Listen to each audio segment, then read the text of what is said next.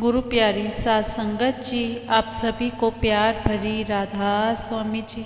गुरु प्यारी साध संगत जी, आज हम आपको जो साखी सुना रहे हैं, उस साखी में बाबा जी ने कैसे एक माता जी की मूर्ति में जान डालकर उसे बुलवा दिया। साध संगत जी, साखी इस प्रकार है। एक बार बाबा जी ने जम्मू में सत्संग घर बनाने के लिए ज़मीन खरीदी, परंतु उस ज़मीन के साथ एक माता जी का मंदिर बना हुआ था, जिसके कारण सत्संग घर बनाने में थोड़ी सी दिक्कत हो रही थी। सत्संग घर के सेवादार, सेक्रेटरी मेंबर सब इकट्ठे होकर मंदिर के पंडित जी के पास गए और वह पंडित जी से बोले, पंडित जी, आप हमें मंदिर की है थोड़ी सी ज़मीन दे दो, आप जितने पैसे कहोगे हम आपको दे देंगे। परंतु वह पंडित जी बिल्कुल नहीं माने और बोले कि मैं तो यहाँ पर 20 साल से मंदिर में सेवा कर रहा हूँ और दिन रात यहीं पर ही रहता हूँ। अब इस उम्र में मैं कहाँ पर जाऊँगा। सेवादारों ने कहा, बस हमने इधर एक गेट लगाना है, बस आप हमें एक गेट लगाने जितनी जगह उसी की सीध में दे दो, बाकी तो उधर आपका मंदिर बना ही रहेगा। लेकिन वह पंडित बिल्कुल भी नहीं माना। सेवादार शहर के कई बड़े बड़े लोगों को अपने साथ लेकर भी उस मंदिर में गए कि तुम इन सेंटर वालों को इस मंदिर में से थोड़ी सी ज़मीन दे दो, पर वह पंडित तब भी नहीं मान रहा था। ब्याज से तो सेवादारों को सत्संग घर बनाने की परमिशन आ गई थी, पर इस मंदिर की वजह से पूरा का पूरा काम रुका हुआ था। एक दिन अचानक बाबा जी वहाँ पर पहुँच गए और अपने सेवादारों से बोले कि क्या बात है, तुमने काम शुरू क्यों नहीं किया। तो वहाँ पर बैठे सेवादारों ने बाबा जी को हाथ जोड़कर राधा स्वामी की और बोले, बाबा जी, यह मंदिर है ना, वह सत्संग घर के बीच में आ रहा है, इधर गेट लगाने के लिए हमें रास्ता नहीं मिल रहा। तो बाबा जी ने कहा, फिर तुमने मंदिर के पंडित जी से बात की। तो सेवादार बोले, बाबा जी, हम तो पंडित जी के पास कितनी बार गए, पर पंडित जी हैं कि बिल्कुल भी हमारी बात मानते ही नहीं हैं। तो बाबा जी ने कहा, चलो मैं चलता हूँ तुम्हारे साथ में। तो बाबा जी अपने सेवादारों के साथ उस मंदिर में गए और पंडित जी से बात की, पर पंडित जी थे कि बात सुनने को भी तैयार ही नहीं हो रहे थे। बाबा जी ने फिर उस पंडित जी से कहा कि क्या आपने माता जी से पूछा है। तो पंडित जी बोले, माता जी तो बोलती ही नहीं है। बाबा जी कहते हैं, ऐसे कैसे हो सकता है, बोलती ही नहीं है। तुम अगर माता जी से सवाल पूछोगे तो वह तुम्हें ज़रूर जवाब देगी। तुम उनके सेवादार हो, तुम पूछो कि इनको मंदिर में से थोड़ी सी ज़मीन चाहिए, क्या मैं इन्हें ज़मीन दे दूं। तो वह पंडित जी बोले, नहीं माता जी, जवाब नहीं देती है।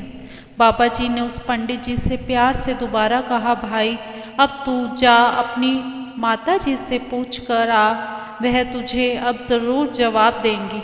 पंडित जी ने जब बाबा जी के चेहरे की तरफ देखा तो वह देखता ही रह गया, क्योंकि जो नूर, जो शक्ति बाबा जी में उन्हें दिखाई दी, तो वह पंडित बाबा जी को हाथ जोड़कर चुपचाप अंदर मंदिर में चला गया और माँ के आगे विनती की, माँ, यह बाबा जी आपके इस मंदिर में से कुछ ज़मीन लेना चाहते हैं, क्या हम उन्हें ज़मीन दे सकते हैं। तो माता जी की आवाज़ आई, हाँ बेटा, यह जितनी ज़मीन मांगते हैं इन्हें खुशी खुशी दे दो।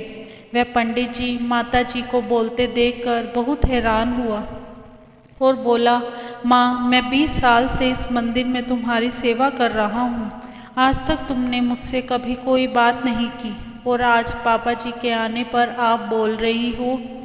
वह बहुत हैरान हुआ और बाहर आकर बाबा जी के चरणों में गिर गया और बोला, बाबा जी, आपकी वजह से आज मेरी बात मेरी माँ से हो गई है, नहीं तो 20 साल से मैं यहाँ पर ऐसे सेवा कर रहा हूँ। बाबा जी हंसकर बोले, भाई, सेवा कभी भी बेकार नहीं जाती, यह तो तेरी ही सेवा का फल है।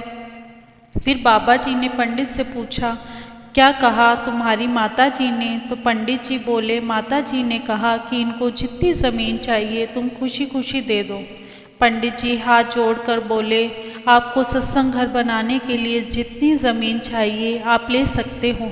सत्संग घर बनाने का सामान तो सारा पहले से ही आया हुआ था। सेवादारों ने उसी समय वहाँ पर नींव खोद दी और बाबा जी ने 2 ईंटें रखकर सत्संग घर की शुरुआत कर दी और वापस अपने डेरे ब्यास चले गए। बाकी तो आप सब जानते ही हैं कि बाबा जी के सेवादार कैसे प्रेम और लगन के साथ सेवा करते हैं और 2-3 महीनों में ही सत्संग घर तैयार हो जाता है। सब कुछ करवाने वाले तो हमारे प्यारे बाबा जी ही हैं, लेकिन वह नाम अपने सेवादारों का कर देते हैं कि मेरे सेवादारों ने 2 महीने में सत्संग घर तैयार कर दिया, मेरे सेवादारों ने 3 महीने में सेंटर बना कर दिया। बाबा जी एक उंगली हिलाए तो कई सेंटर तैयार हो सकते हैं। यह सब बाबा जी की ही दया मेर से ही होता है, उनके आशीर्वाद से ही होता है। सभी सेवादार भी बाबा जी का दर्शन करके और सेंटर की नींव रखी जाने के कारण बाबा जी का शुक्र करने लगे। शुक्र मालिका, शुक्र दात्या, आपका बहुत बहुत शुक्रिया। इसी के साथ एक छोटी सी साखी और है। यह साखी हमारे प्यारे बाबा जी के नाना जी के समय की है। साध संगत जी, साखी इस प्रकार है। महाराज सावन सिंह जी जब भी कभी सफ़र से थके हुए आते थे तो उनकी जुराबें हमेशा उनका पुराना सेवादार भाई शादी ही उतारा करता था।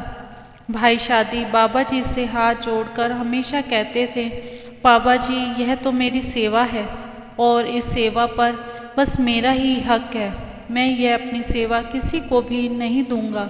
जब कभी महाराज सावन सिंह जी अपनी जुराबें अपने आप उतार लेते थे तो भाई शादी यह देखकर बहुत ही उदास हो जाते थे कि मुझे यह सेवा आपने क्यों नहीं दी। एक बार महाराज सावन सिंह जी कहीं पर लंबे सफ़र से थके हारे हुए आए तो उस समय भाई शादी वहाँ पर नहीं थे, तो उन्होंने अपने जूते और जुराबें उतार कर एक तरफ रख दिए।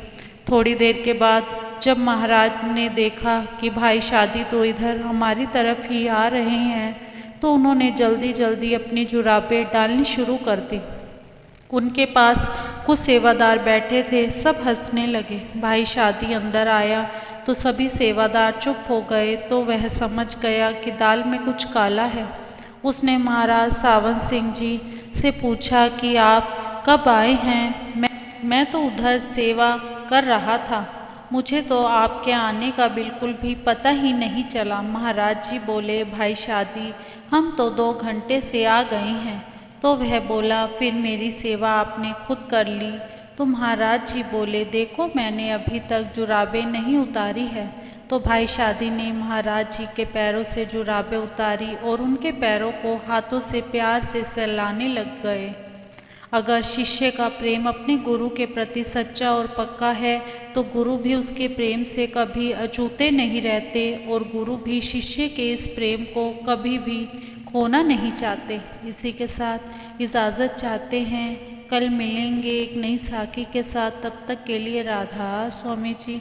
अगर आपको साखी अच्छी लगी हो तो कमेंट बॉक्स में राधा स्वामी अवश्य लिखे जी और चैनल को सब्सक्राइब करना ना भूले जी। राधा स्वामी जी।